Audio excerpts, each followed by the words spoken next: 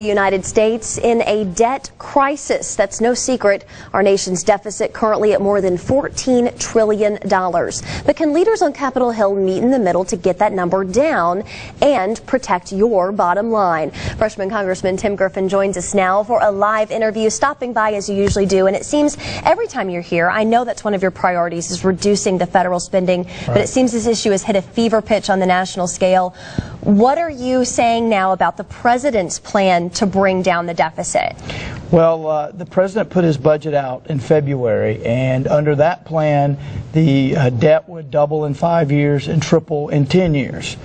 We in the House put out a plan, and so he decided to give it another shot.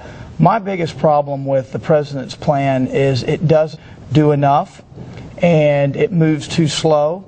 And I don't think we have the time that he thinks we have. Also, he relies heavily on tax increases. Yeah, let's talk about that. He basically wants to do away with all of these kind of tax incentives for people who make $250,000 and up. What's the problem with that? Well, a couple things. He wants to do far more than that, and that's a part of it.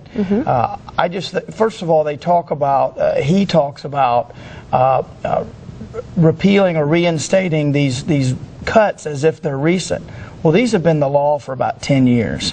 And I think in a fragile economy, the last thing you need to do is raise taxes.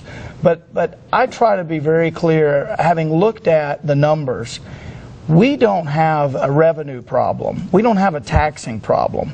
We have a spending problem. Saying that we need to tax people more is like a gambler sitting at a slot machine saying, I don't have a gambling problem, I just don't have enough money. The bottom line is we have had pretty much steady revenue over the decades. What has changed is the spending. Is the spending we itself. We have to get the spending under control. But in terms of the taxing, especially for the wealthiest of the wealthy, some people will say, you know, it's been this way, as you mentioned, 10 years. It hasn't really produced any more jobs. Why shouldn't the richest of the rich pay more? Well, it actually has had an impact. We created millions of jobs. We're in a downturn now, and a lot of the people who receive money are not individuals that receive these tax benefits. They're small businesses that create jobs, and the last thing we need to do is be taxing the people that are creating jobs. The problem I have with even having a conversation about tax increases is it's government off the hook from exercising discipline with the money they already take. What about military spending? We know that's a huge portion of spending. Would you be willing to compromise there? Well, here's the thing on the military spending. The president has just gotten us into another military exercise, which he calls a kinetic military action. We're basically in 3 wars.